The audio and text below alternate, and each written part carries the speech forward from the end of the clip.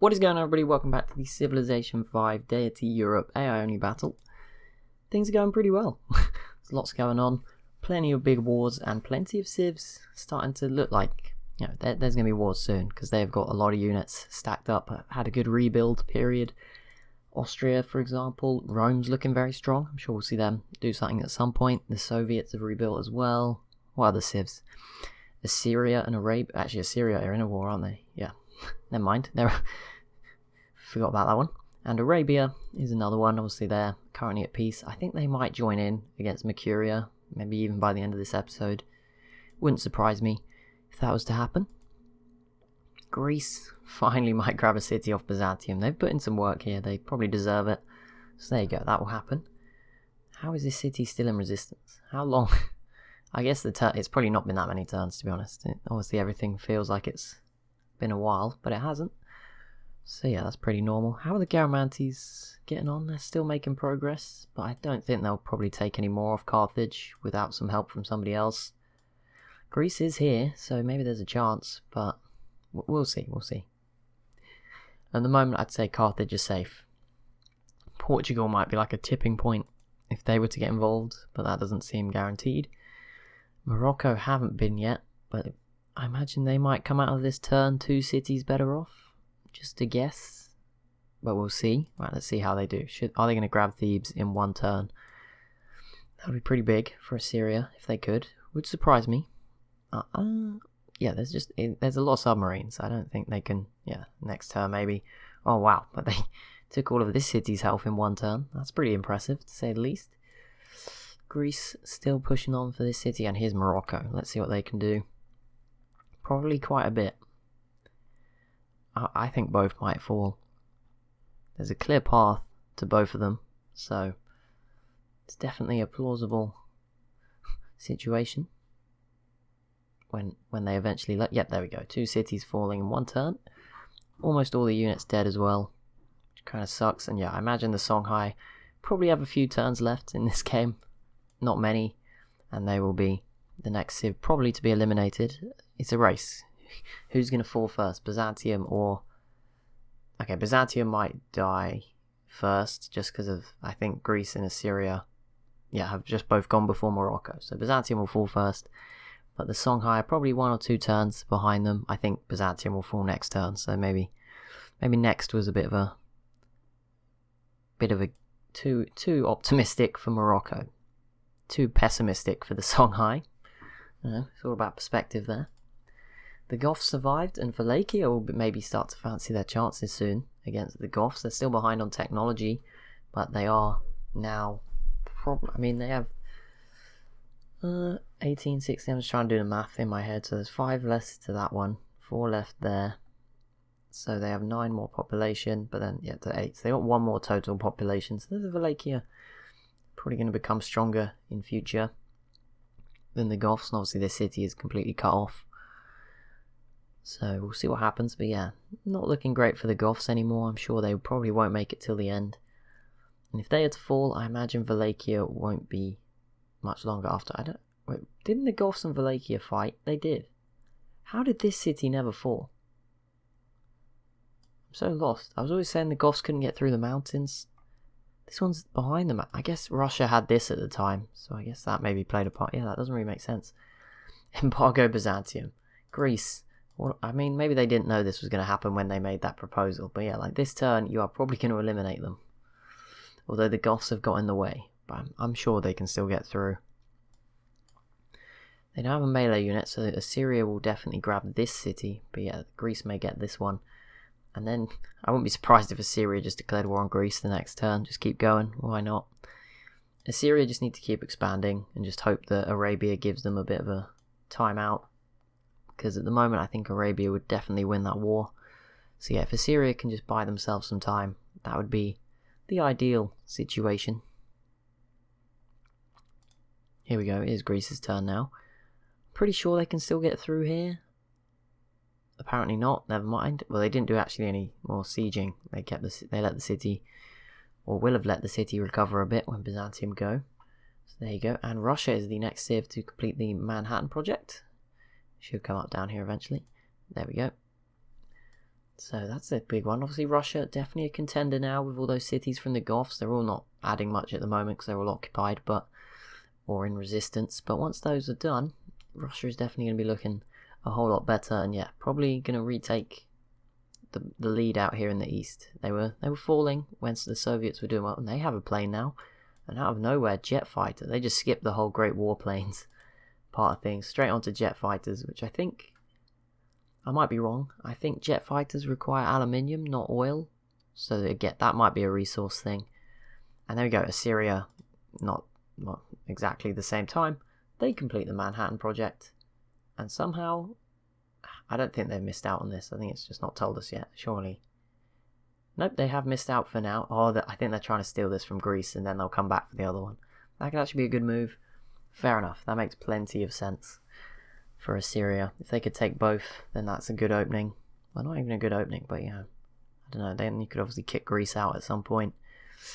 A war against the Huns would be kind of awkward. I think they're better off just focusing on different things and ignoring each other, because, I mean, obviously Assyria would probably grab these two, but yeah, it's going to be awkward. The Huns still have the superiority in the Black Sea until Assyria conquers every city in the way to bring its new Mediterranean navy round, which is really big.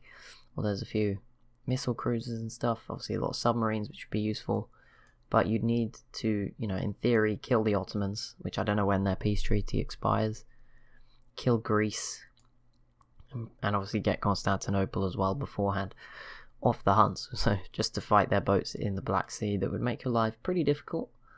I guess Assyria does have planes, which is an advantage.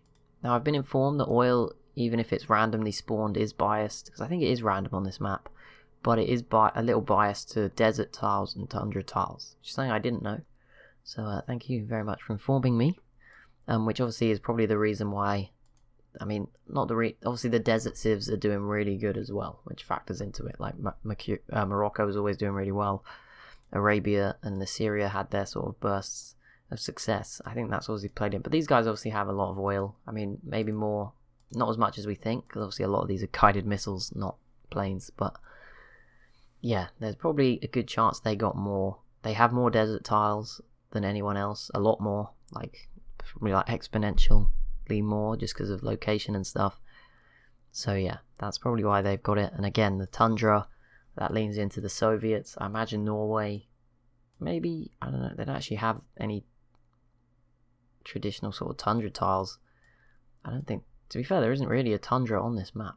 It's up in the corner. Right, so Byzantium was embargoed, not sure how that important that is, and the International Space Station project has begun. We'll see who can win that one.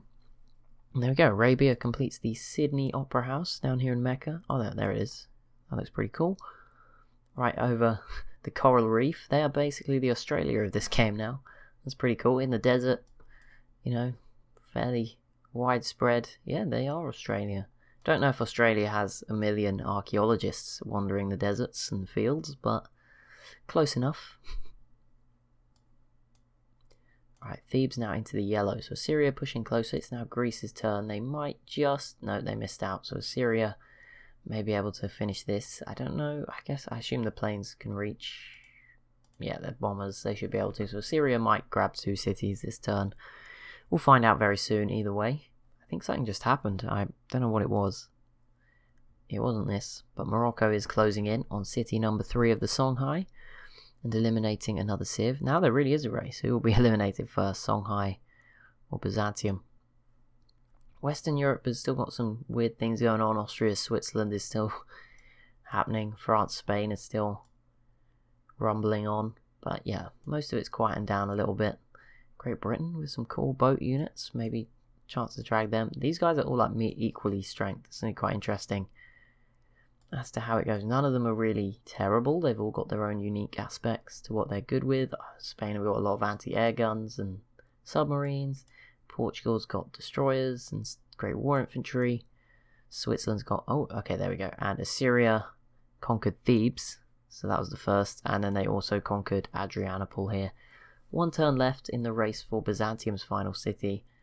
Probably depend if Byzantium can kill this great war infantry, because I don't think they've been yet, then that would probably hand it to Assyria.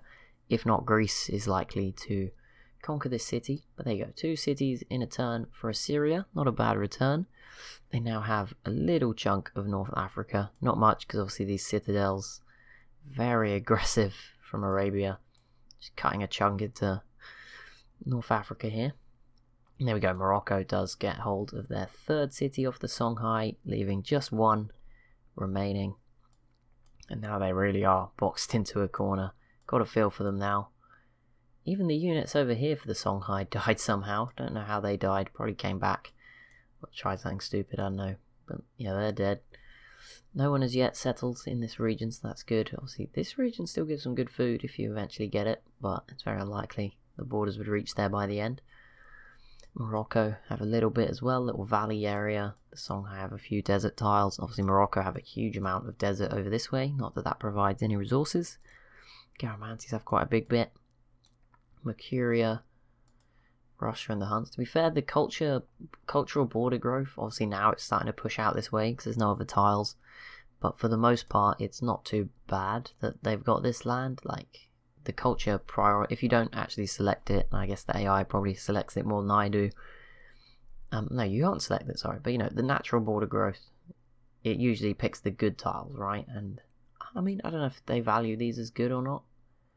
If the Civ can't access them, I don't know if the program, the AI, includes that kind of information. Maybe does, maybe doesn't. Oh, and there we go. Surprise, the Goths were at war with Greece that whole time. I did not know that Ironclad was in the way, and they managed to grab that city. I'm sure that will spell the end for the Goths soon, I'm sure.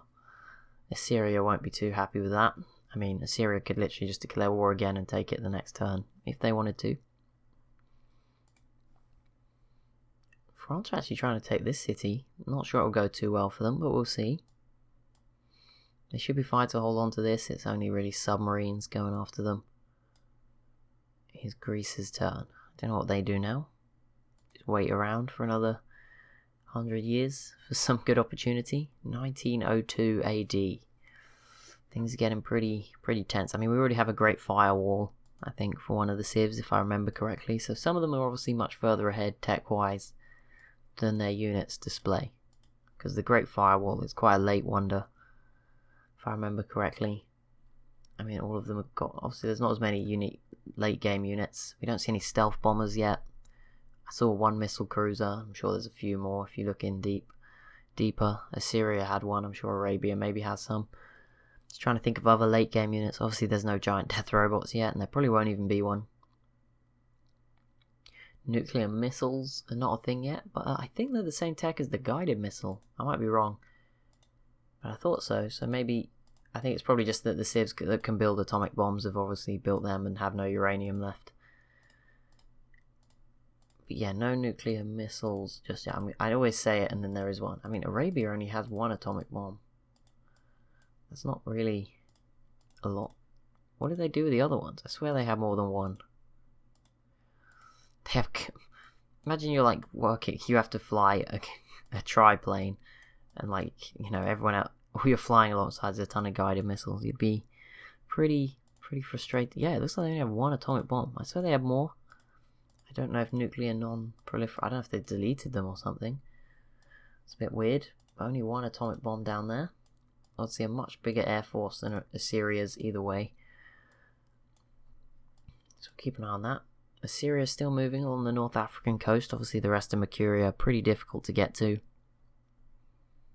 For them. Maybe not for Arabia, but they've not joined yet. I thought they would this episode, but so far nothing. Carthage is holding on just fine. It's getting close. It's a quarter of its health gone. Obviously Morocco may just take it this turn, to be honest. They definitely have the amount of planes to do it. Here we go. Oh, so close. Next turn though, we will see another civ eliminated this episode. Byzantium's gone. Songhai likely to be next, and then Portugal should be very worried because Morocco can then solely focus on going north. And that's pretty brutal, whether they go east this way or up towards Iberia. Won't be fun for Portugal definitely, but for some other civs as well. Carthage, Rome, those civs. Wow, whoa, Rome. Just where did you get those from? I think they are now the most powerful nuclear civ in actually no, I think Morocco might have more, but 1, 2, 3. Yeah, there's some more here, but you see the point. They've both got about 3 or 4, so that's pretty impressive. But yeah, Rome pulling those out now. Those could be very useful if you use them correctly. Obviously the AI very hesitant to use them. They won't normally use them unless it's the last resort.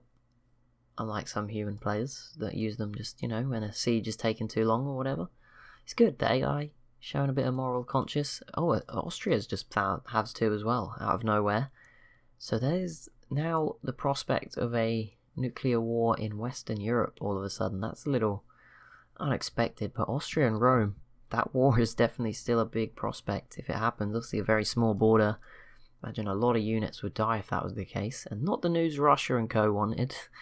The Goths complete the Manhattan Project, which will give them access to atomic bombs pretty soon. Yeah, Russia won't want that. That will be maybe a revenge weapon. Meanwhile, Russia does not have any air weapons of any sort. They have paratroopers, but if you count them, because they obviously go in planes, but no bombers, no triplanes. No, nothing. Greece and Sweden now friends. Greece has denounced Portugal. Greece has denounced Denmark. Oh, what an override. They just have jet fighters. I mean, that's not ideal, but it's pretty good for defending, I guess. But then no one around them's really got planes, unless they manage to shoot an Austrian nuke out of the sky. Russia is the next civ to get... Oh, that's an atomic bomb. There we go. We jinxed it for them. Europe's starting to see its wave of planes probably coming through now. Maybe just a bit behind Arabia, but there we go. Maybe that's why they was not looking as good. But there we go. Russia has just entered the information era, so they definitely have access to all those sorts of technologies. And are looking really good right now. I just want to say, I'm very sorry to Attila. I've paid no attention to him, but it's hard to when he is doing this constantly and attacking Armenia pretty embarrassingly, to be honest. He does have plenty of units, and he's definitely still a threat. But yeah, obviously it's a bit embarrassing that he's just constantly going after Armenia. He's so desperate to conquer it. Austria may end up grabbing Brussels here, which would give them, a pretty good incentive to go after the rest of France. Just remove that border gore. Wouldn't be against it. No offense, France, but it's probably Austria's best option at this point. I don't know if they want to fight Sweden. They probably don't want to go east. Greece maybe could be an option, but it's just a mess down here. I think fighting France would definitely be the way forward for Austria, and then into Switzerland if that's what they desire. And yeah, if they have all of this land, then they're definitely a contender for the victory again. Many civs completing the Manhattan Project this episode. Spain is the next, so they're not that far off, and they just grabbed a new city up there, Valencia. Just a little extra one, maybe some more production, etc. Fairly nice. Here we go, Morocco. Should eliminate the Songhai here. Emphasis on should. They'll probably peace out. Give away 7 cities or something.